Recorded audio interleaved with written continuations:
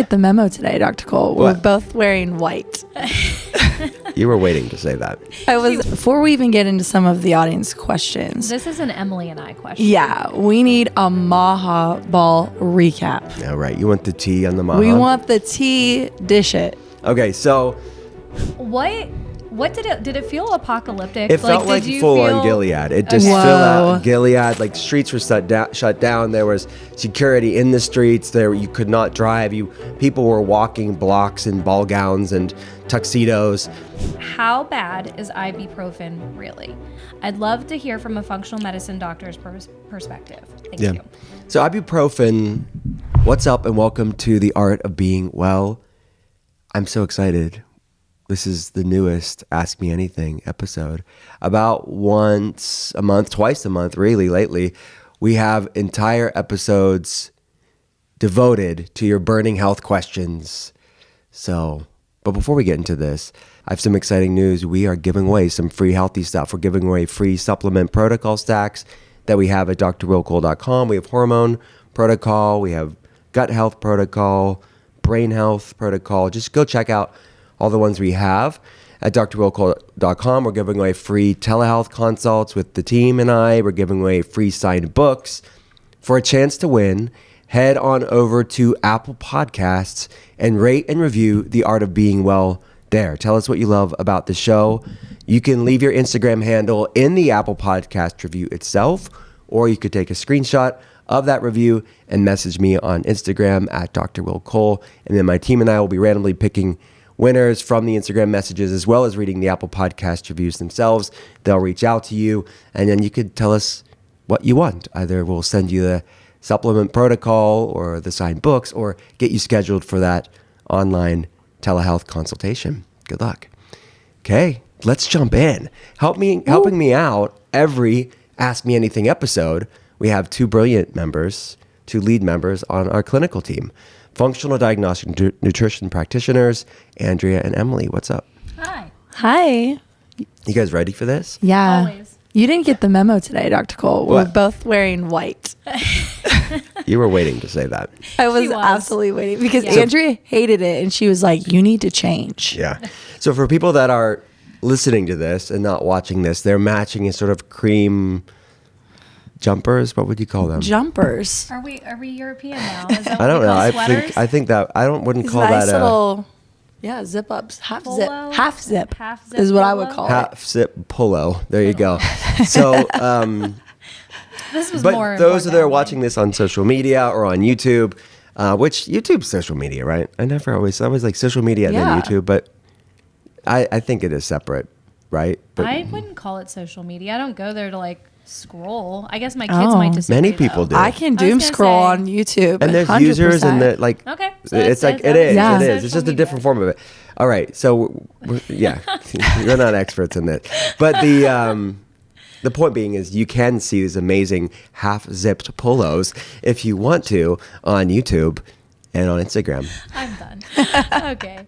All right, so let's jump into it. What's the first health question? Yeah, we need the deets though, Dr. Cole. Okay, first, before we even get into some of the audience questions. This is an Emily and I question. Yeah, we need a Maha Ball recap. All right, you want the tea on the Maha? We want the tea, dish it. Okay, so for those of you that don't know, I went to the Maha, which is the Make America Healthy Again ball that Bobby Kennedy put on, and it was in DC. It was during the inauguration. It was honestly, DC during that time was insane. I mean, it was like a police state. I was unreal. You didn't tell us very much about this. So what did it feel apocalyptic? It felt like full on Gilead. It just filled out Gilead. Like streets were shut down. There was security in the streets. You could not drive. People were walking blocks in ball gowns and tuxedos in the sub-zero temperatures. It was unreal. Like huge barricades on streets. Wow. Look, I get it. There was security issues, and that's the level that was needed at that time. And I'd rather be safe than have something crazy happen. Absolutely. And look, and I'm coming from a completely, for everybody who listens to the podcast, like we've been talking a lot about this. topic of Maha and Bobby Kennedy and sort of the convergence of health and politics, I want you to know, like, my mentality about this is health actually should not be politicized. This is a bipartisan, in my opinion, apolitical issue. Our day job is helping people get healthy. And seeing for the past 15 plus years, starting the first functional medicine telehealth clinic, we have a very unique perspective on human health, and specifically American human health. And never before in American history, certainly our lifetime, but knowing American history, this has never happened before. In the over 100 years of the existence of the medical industrial complex, having people like me, having people that are outsiders, having independent, out-of-the-box minds that are interested in health sciences and research that aren't being bought and sold by the special interests of big food and big pharma and big ag. They're asking people like me about human health. This is a powerful, positive time in American history, regardless of where you stand politically. And I have to say, like, the Maha Ball was people from both sides or no sides there. Independent-minded that people that just were interested in the health of humans, and they were not so toxically tribal that they can't see past their own tribalism. And I can see past that. And I can see that I'm going to put people over politics and people over partisan infighting or partisan, mudslinging that can happen within politics. I'm not interested in any of that. I'm interested in the health of my people, our people. Yeah. So it was positive all around. I really thought it was a positive night. I got to meet the incoming head of the FDA, Marty. He's in functional medicine. If all of these guys, this is subject to confirmation and everything. So at the time of recording, we'll see what happens. Time will tell in all of this. Right. But I got to see Bobby again, got to talk to Dr. Oz, who's the incoming head of Medicare and Medicaid. So, and a lot of food lawyers and food policy, health policy writers, and they're planning on bringing in what they want to do. At least, let's just see if they're being how much they're going to be thwarted.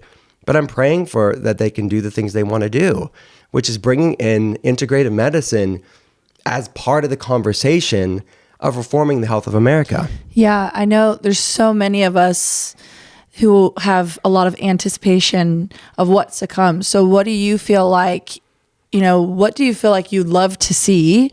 Or, even just some thoughts around some of your expectations if this continues the way that we're hoping.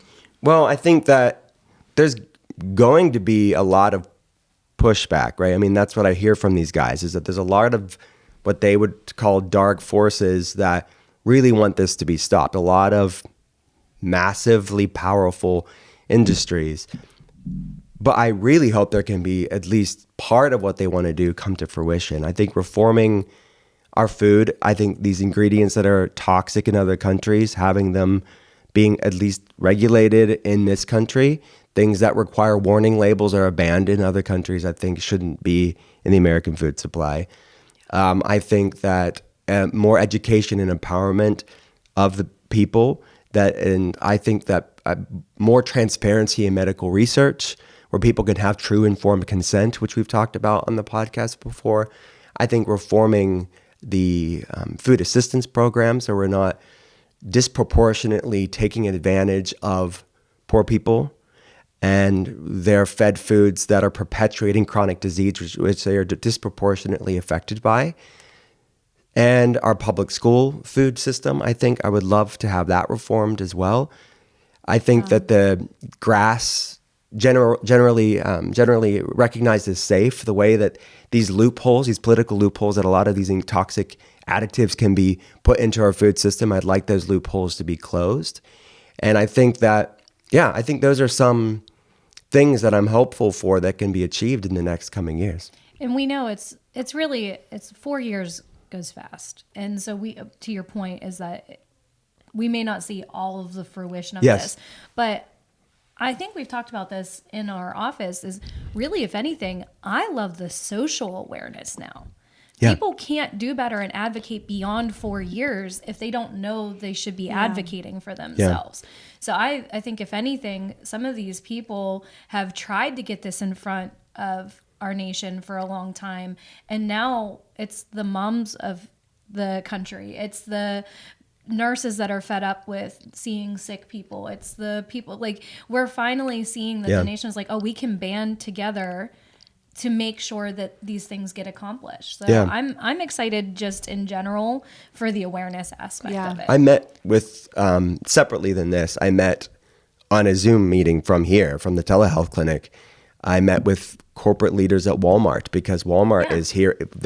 Their customers, Walmart's customers, are asking about better for you options, and they're having greater literacy in ingredients, which I think that, like, to your point, Andrea, that is powerful. So yes, legislation's important, policy's important, but the self-empowerment and the agency and the informed consent, I think, is, I'm just because look, even if the system doesn't change, an informed populace making more educated decisions for their health is powerful. Yeah. It's going to change. And they're going to be forced to change regardless of the law. That will be outside of the law, people voting with their dollars, which will continue to make progress that way. Okay. I love this. I want to hear a little bit more about the fun side of it. Like, what did they feed you? What did you? All right. Yes. So I had some great question. Let's just say hot butternut squash soup. I feel a little. Yeah. I know the way. See me. You're like really ASMR. loving this soup. Yeah, it's that was very like enter a bowl of piping soup. hot butternut squash Oh my gosh. soup. And then we had a tender, juicy grass-fed steak. Oh my gosh. I can't. So, it was I think it was a sweet potato. You don't even know what but you I ate? didn't have that one. I didn't have that. Oh. I was. Wow. I had. You abstained. I abstained. But the I was butternut squash abstinent soup of the made. sweet potato. Yes. So I had the soup. I had this grass-fed steak. Did they like drizzle like olive oil on top? Like what? Probably. Presentation. What was the presentation? Presentation was good. I would say it was enticing. Let's just say that. It was visually stimulating. And it was all around. I ate pretty quickly, though. I was, to be honest with you. You were hungry? I was hungry. Walking in the sub-zero temperatures, 20 True, minutes. Yeah, that soup probably really warmed you back Do you up. think Warmed me up. that upon reflection, do you think it was just the fact that you were so cold that the soup maybe tasted even better to you? Yeah. Oh, it was all right. It was just like, it was, yeah. It was, it hit the spot for sure. So it was great all around. I got to really, I'm hopeful. Time will tell. TBD. Look, that world is insane. I mean, politics, DC is absolutely monstrous. So who knows? But I'm hopeful, coming from the outside and sort of the grassroots clinical helping people get healthy level. Yeah. I've at least, it's the slightest chance of, but you know what? It's like, I talked about this in social media recently, is like America is at this point trying to break up with a 100-year-old toxic relationship with the medical industrial complex.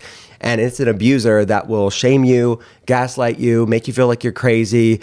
And there will be people that will make every excuse for the abuser, and they'll change. And it's like they will stay there until it kills them. Or there will be people that will take the first chance, the slightest chance, the most unlikely chance to get the hell out, because they know it's going to kill them if they stay there.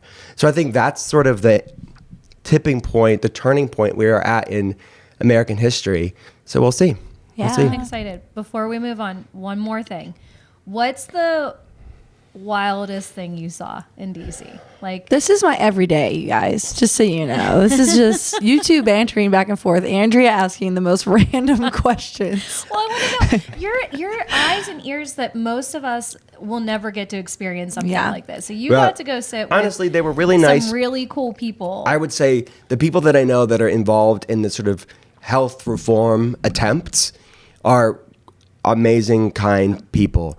I think there's a lot of people in that world that are thirsty, sycophantic social climbers. And I say that with love, because you go to Hollywood, you see the same thing. Yeah. But to me, this was like Hollywood times 1,000. I actually texted Casey Means, who's been involved in the movement for a long time. She didn't show up. I mean, I'm not going to speak for her. I'm not going to, I'll keep private things private. But a lot of us can see that same thing, is that, look, we are excited about the opportunity, but we're in health. We're not in politics. Right. So it's like at a certain point, we're going to be like, oh, that's kind of gross. It's too much. We want to stay It's in too our intense. zone. Yeah. It's too intense. It's I want to observe through you, which is why I'm asking. I wouldn't want to be there. I just think there's a lot of this sort of social climbing that happens within that world that's one of the, if you talk about some of the wildest things that I saw, it was definitely that. I'm like, yeah, I am too introverted and focused on health for this riffraff. Well, see you later. I think, the entire time. yeah, I think patients would like to see you wear a tux to work too. Guys, check my social media. I wore a tux. That's the first time since probably I was like 7 years old as a ring bearer in my cousin's wedding. But it was fun. It was fun. Yeah. It is fun. Again, freezing cold temperatures. I'm very proud of you for walking all that way. All right. So first, actual ask me anything question. Okay. All right. How bad is ibuprofen really? I don't like taking any medicine if I don't have to. I know every medicine has a side effect. So if I take it rarely for a headache, is it still harming my body? And is it better to deal with the pain? I'd love to hear from a functional medicine doctor's perspective. Thank you. So ibuprofen, it works on the cyclooxygenase COX pathway, which decreases prostaglandins, which are these sort of lipid kind of hormone-like mediators that produce pain. Like actually, prostaglandins originate as arachidonic acid, which is again a fatty acid. Arachidonic acid, because of the COX enzymes, converted into prostaglandins, these lipid mediators, which produce pain. So ibuprofen decreases those prostaglandins through that pathway, which is why it sort of relieves pain. But the body is brilliant, and prostaglandins don't just equal pain. Prostaglandins also help the gut. They help the liver. They help the kidneys. They help the gut to produce mucus and protect the gut.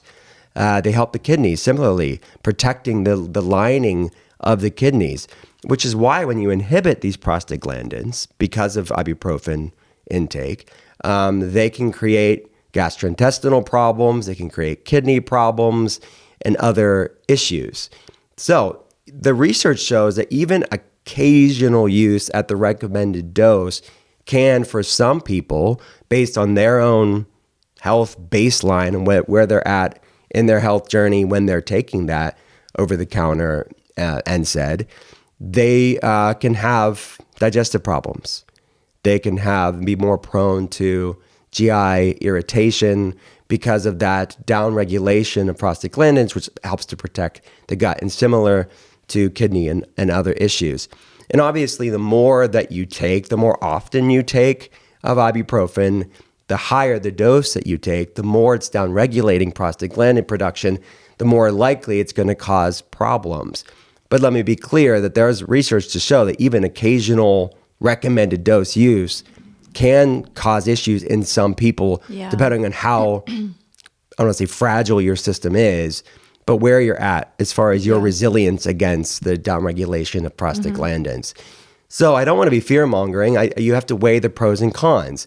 But my advice would be to talk with your doctor. Obviously, they know that your health profile, but what's the lowest dose and the most infrequent use at the lowest dose would be my advice. Or are there better for you options that are pain relievers? Things like CBD, things like boswellia or frankincense, things like turmeric and curcuminoid oils, serapeptase, other enzymes, things that are downregulating of inflammation that don't have the potential negative side effects of these NSAIDs. But what do you think? Yeah, I think this is such an important question, and one that we hear all the time, because the kind of culture that has been created is that, oh, if you're in pain, you pop a pain reliever, and there's little things. I think we think about the big things a lot, but sometimes it's like something little like this that we don't think about. Can this hurt my system? Is this okay that I take this, on a daily or weekly basis? And so we get this question because a lot of times when we're working with people, it's not an overnight process, right? There's things that come up. They're like, oh, I went to take, a pain reliever last night, and I thought to myself, I should ask, is this okay? Right. And so I love that these are just some questions that are coming up, but there are so many good like natural pain relievers out there too, that of course there's balance. And yes, there have been times where I will tell someone, if it's necessary, it's necessary. If nothing else is working, of course, do what you need to do. Well, yeah, because one of the things, sorry to interrupt, one of the things I think about is sleep, right? If somebody's having trouble sleeping is restorative. So maybe that occasional recommended low dose of ibuprofen or another NSAID, so you can sleep better and recover as you sleep, there's going to be more benefits than not taking it and not sleeping and not recovering, and all the stress hormones up because of that, and your body's not able to heal through the night. So these are the type of weighing the pros and cons that I would... You have to look at it from that perspective, because even the mental stress of stressing about it, it's right. Like, okay, you're telling me you get cramps once a month and you're going to take ibuprofen for that one day that feels really hard for you. Yeah. But it helps you and you can get to work and you don't have to feel like you have to call off, and then it causes stress around that. And you see people that snowball like really badly off of just this one thought process. Right. It's interesting though, because I'll be honest, from what we see with patients, most of the time, the things that I see the people are asking are the people who are occasional users. Mm-hmm. They're like, I take it like once a month when I get a headache. You don't. And then every now and then you get a patient that on their application, they're taking 3 Advil, 3 Excedrin a day. And they're like, what? That's not normal. And I'm like, no, my friend, that's not normal. We need to have a conversation. And I think it's good to look at that bio-individuality, like you said, like how much wiggle room does someone have? And then also releasing yourself that your life can't be perfect and it's okay to do things you need to. But even in that case, I mean, would I rather you get something that's maybe not coated in red dye? Yeah, I was going to say there's brands out there like Genexa. Yes. Genexa has cleaner versions of these pain medications. Stomach, not pain, but stomach digestive issues. Wonder Belly is another, which I'm a medical advisor for Wonder Belly for GI issues. So there's a lot of clean medicine brands out there that don't have the additives, don't have the artificial dyes, don't have the other excipients that are maybe in these traditional over-the-counter medications. Yeah. What I love about Genexa is they actually have kind of 2 sides to it. They have a homeopathic version of these over-the-counter medications, but if you want the over-the-counter, the actual medication, they have just the cleaner versions of that too. So I always tell people, try and start with the homeopathic option if you can, and then if you have to use acetaminophen or something like that, then at least get a cleaner alternative. And Genexa is a great brand. I love that Genexa has arnica, which is a natural pain reliever. But then again, if you need that acetaminophen, you have that option with a cleaner method to it. What's crazy though to think about is that we actually have patients where we use supplemental support, whether it's our higher, more intense turmeric type. I was going to say we have a formula. The Art of Being Well supplement line is for people that aren't telehealth patients. That we have for all of you that just listen to the pod. It's called Relief, and it has high concentrated turmeric and boswellia. That combination is like a game changer for chronic pain, like muscle joint pain, fevers. That's the one I was, yes, that's what I was thinking of for patients. We also have CBD that we've used. Like we have a lot of things that patients like, I've never had relief like this before. I'm like, it's because we're getting to the root. We're actually dealing with inflammation and not just the symptom of it. Even the turmeric root extract too from the apothecary line. That is, which we never talked about that yet. We recently launched the Art of Being Well apothecary line, which are these sort of herbal medicinal tincture formulas that we use clinically that we put out for podcast listeners. But yeah, that's a great one. Yeah, I love that one, especially like if my kids aren't feeling well too. It's great to just bring down inflammation really quickly. That's what I love. And speaking of that, like we have some antiviral, antimicrobial formulas. We can put it in the show notes on the Art of Being Well apothecary line that if it is like a fever, a viral issue, bacterial issue, addressing the bacterial and viral issue, which is causing the pyrexia, that's another thing to consider. Let's not forget our magnesium, which can often lead to headaches, is magnesium deficiency, so muscle pain. Just throwing that out there. Grab that magnesium on our line. Oh, it's the best magnesium you'll ever use. I'm obsessed with that. Like my whole family uses it. Yeah. Has magnesium threonate, which passes the blood-brain barrier, has magnesium glycinate. It's like a magnesium complex. different types of magnesium in it. Yeah. But great question. Ibuprofen occasionally, you have to talk, that comes with potential problems. I'd rather look at the most effective option that causes the least amount of side effects, have that be your litmus test. And there's a lot of other options for most people. And then over-the-counter medications are there when you need them, and proper occasional use of them for most people. Don't stress about it. Sometimes the stress is worse than the thing.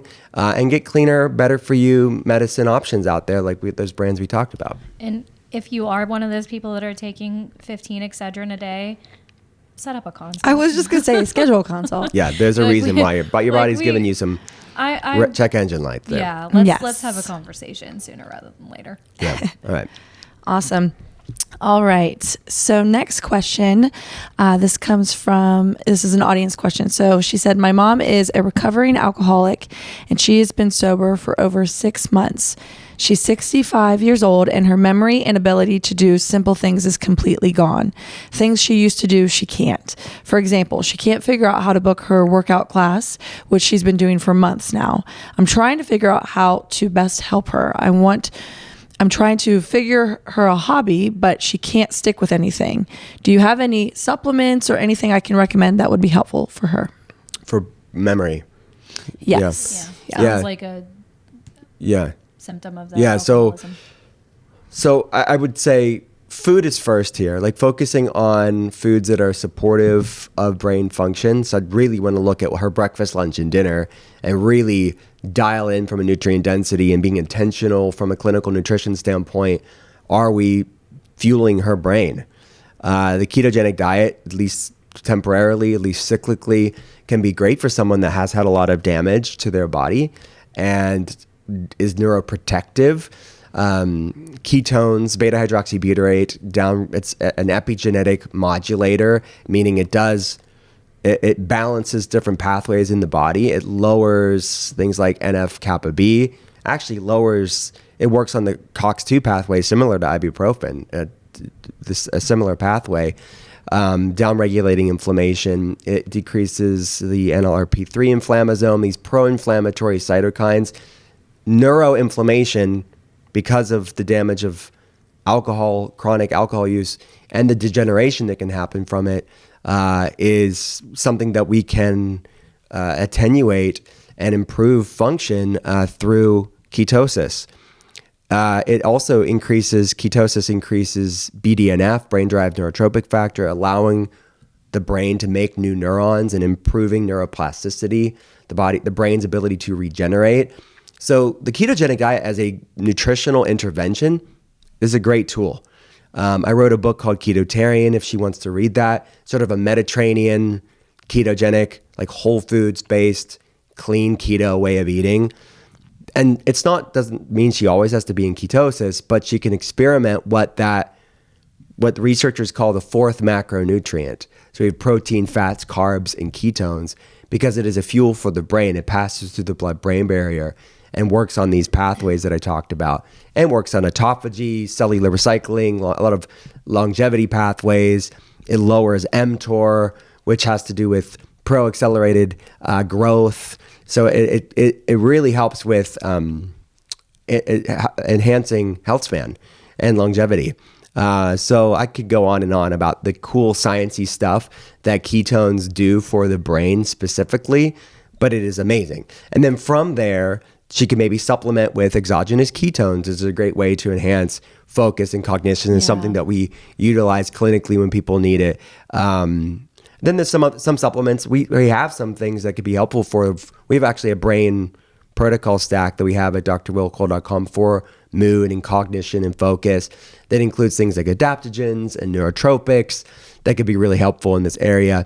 But food is first. So I wanted to dial that in and then fill in the gaps from a therapeutic standpoint with some targeted supplementation support. So there's some ideas. I love hyperbaric oxygen therapy, HPOT, for enhancing neurological function. I've written about that at length, the research on that at drwillcole.com. Just go to drwillcole.com, type in HPOT, hyperbaric oxygen therapy, for all the studies and the application on that. But that's another thing that we recommend to telehealth patients. Either finding a local clinic for them, or there's at-home affordable options that we can coordinate for them as well. But that's some things at the top of my mind. And we mentioned magnesium, some basic low-hanging stuff. Yeah. But go kick it off, girls. Magnesium definitely would have been one of the first things. Magnesium threonate specifically, which is in the magnesium in the Art of Being Well line. I'm thinking about the age of this woman, 65, alcoholism. I'm going to assume it's been more than just, this didn't start at 60. This probably started a long time ago. Yeah. So thinking about just general liver support, we have our Protect supplement because she was looking for supplement support. I would say Protect. Not part of our line as the PC. Phosphatidylcholine would be a great one, but we do have a CoQ10. Yeah, phosphatidylcholine dosing that pretty high can be helpful here. Yeah. But CoQ10 is another one.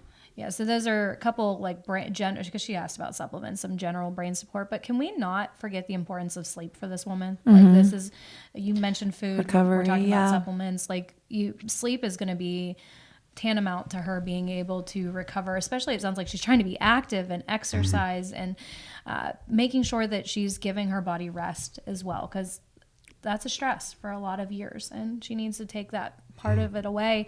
And then I'd go even deeper if this person was a patient and say, well, what started that in the first place? What was it? Was there an emotional trauma? Yeah. Was there like what created this habitual addiction that you had?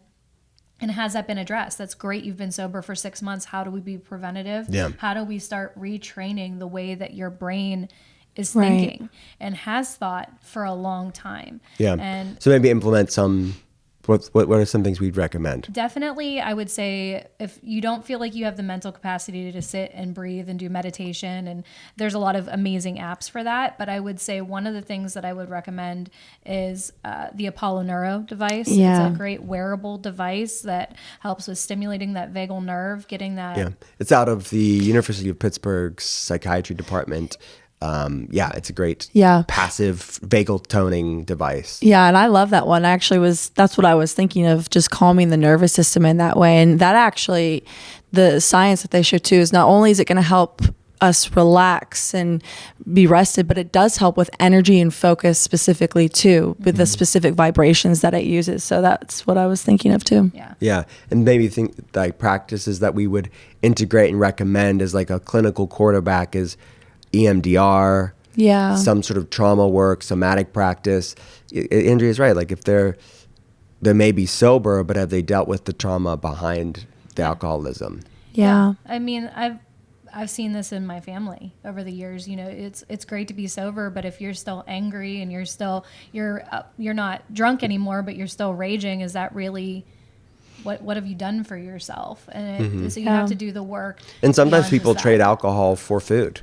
100%. Right. Where it's like, maybe you could make an argument that it's less destructive, but it's slowly destructive. Yeah, if it's foods that don't love cigarettes. you back. You see people who quit smoking, and then all of a sudden they're eating a lot more. Yeah, and it's because they don't have that same habit anymore. And they've not dealt with they've not dealt with the nervous system dysregulation. Yeah, and it sounds like this person, is doing everything they can to help their mom, and I think that's an incredible thing. And again, it's okay to ask for help too, right? Especially what you mentioned, Andrea, if this addiction has gone on for quite some time. You had mentioned that she's been sober for over 6 months, and this is going to take time, and this is going to take work, and it's not going to be an overnight process, right? There's going to be ups and downs. So, I do think even getting her some clinical help, so that way we can be more therapeutic and monitor it professionally too, I think could be a really great thing for her. Labs would be very helpful here. Yeah. We're talking about brain health. We can look at a bunch of different inflammatory markers. Yep. We can look at cholesterol panels. We've talked about that on a previous podcast, and how liver function, all of that. Your higher risk of dementia and Alzheimer's. We could do a whole brain MRI as well. And there's a lot of different things that we can look at in that regard. So from a lab perspective, that might be a next step too, to make sure she's not missing something. Because what if it's not what you think it is? What if like you can do all these amazing things, but we want to make sure that we're getting to the root of it and actually assessing. And honestly, for a lot of patients, we've seen it keep them on track when they now have something in front of them that says this is more than just a a rational knowledge of like, hey, I know I shouldn't be drinking, but like looking at the lab sometimes is that tipping point for people to be like, I have no choices. Now. I have to make the right choice if I want the life that I want for myself. Because at 65, you could live another 30, 40 years. I mean, really, you could. Yeah. But what's the quality? And what's the health span, not just the lifespan? Right. Yeah. Great question. All right. All right. Next question is from me. And she said this, I say she a lot. And you said from me. It's not really Wait, from yeah. you. I was like, wait, did you add this question? Are you secretly submitting questions again? Come on, Andrea. Really She's like funny. asking for a listener. That would be really funny. No, I meant like the question is Her for name me is for me to read out. Mandria. She wants to know. This question's from a girl named Mamdria. Mandria. That's even worse. Yeah. All right. No, I meant it's time for me to read. So this question We know you meant it, girl. We know what you meant. I'm done. All right. I have been considering using semaglutide, but I am not sure how to start and if the benefits outweigh the risk. I would love to hear Dr. Cole's take and if this is something I can use safely and effectively.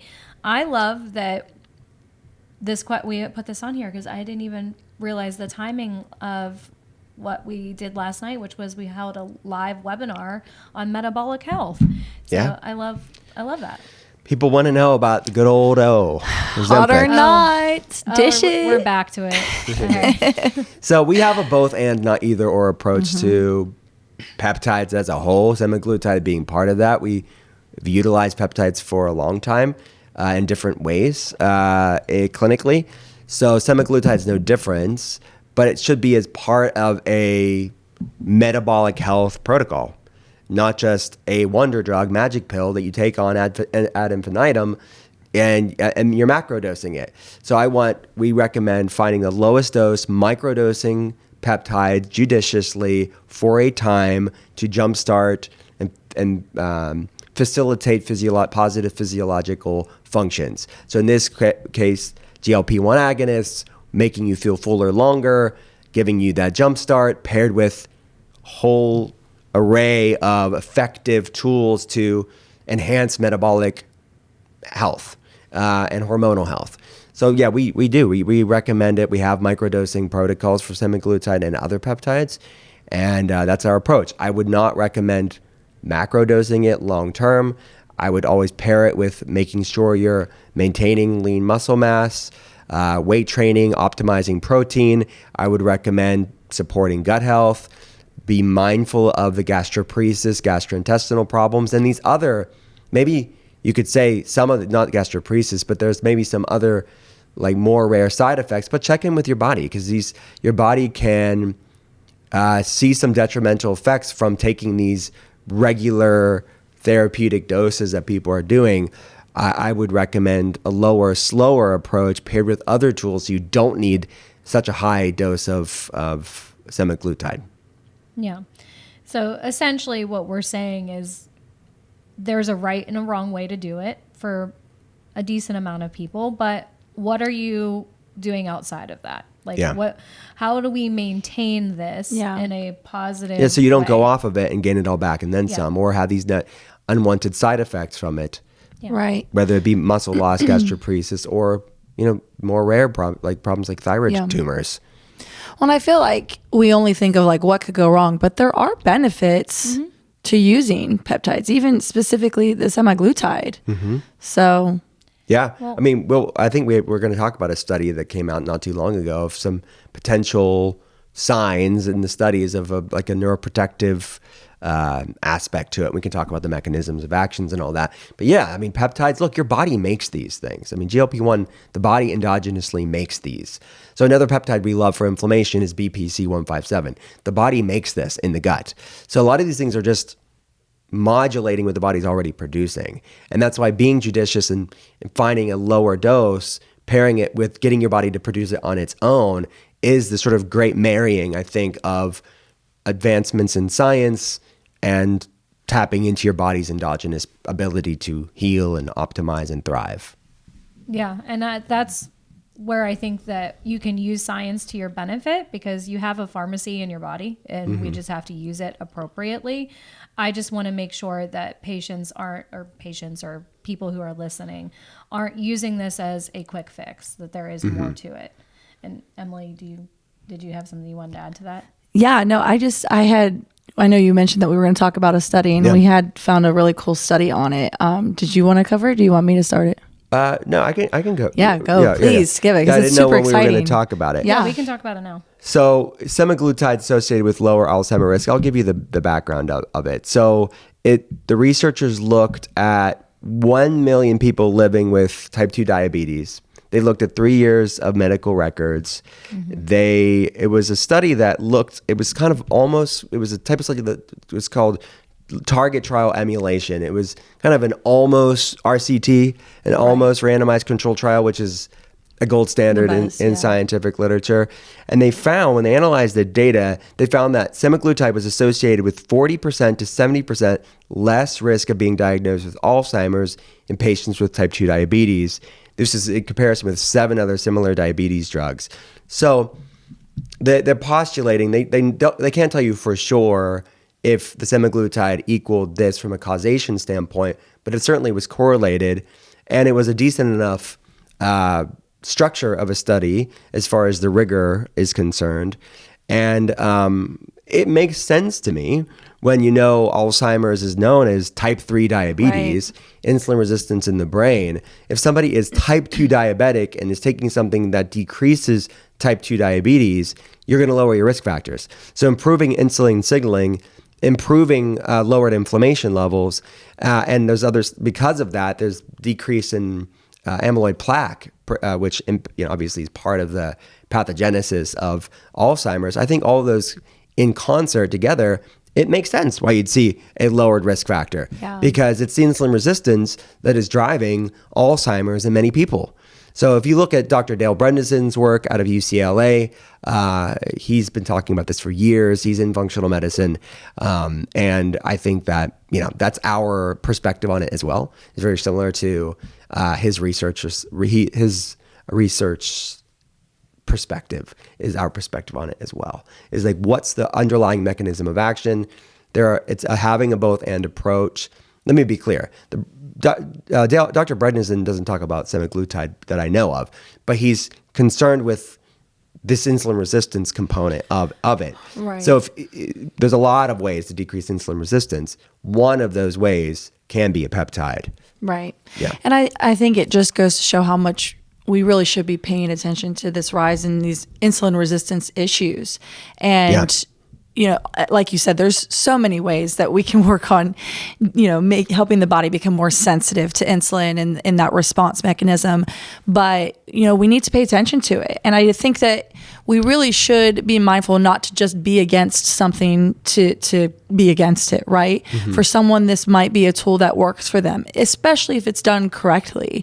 You bring up peptides, and of course they're, it's almost like politicized in a way of it's the either purists or the pharmaceutical people. Yeah.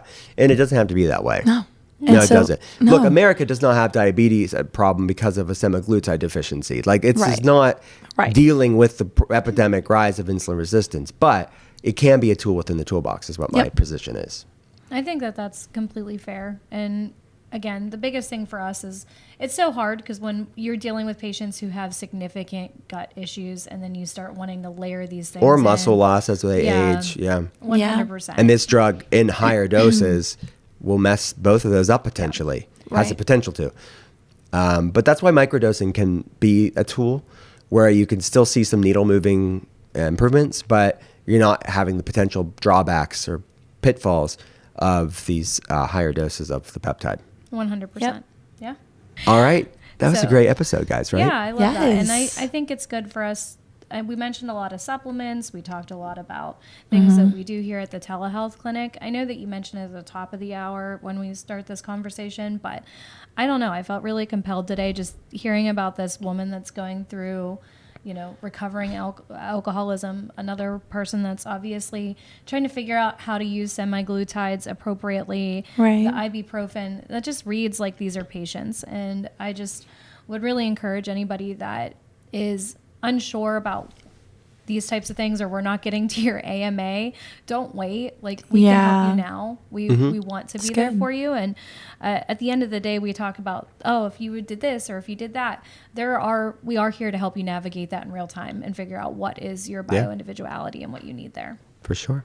They can learn more about the different ways that we're there for people at drwillcole.com. Go to the Become a Patient page. Yeah, we'll see you next time.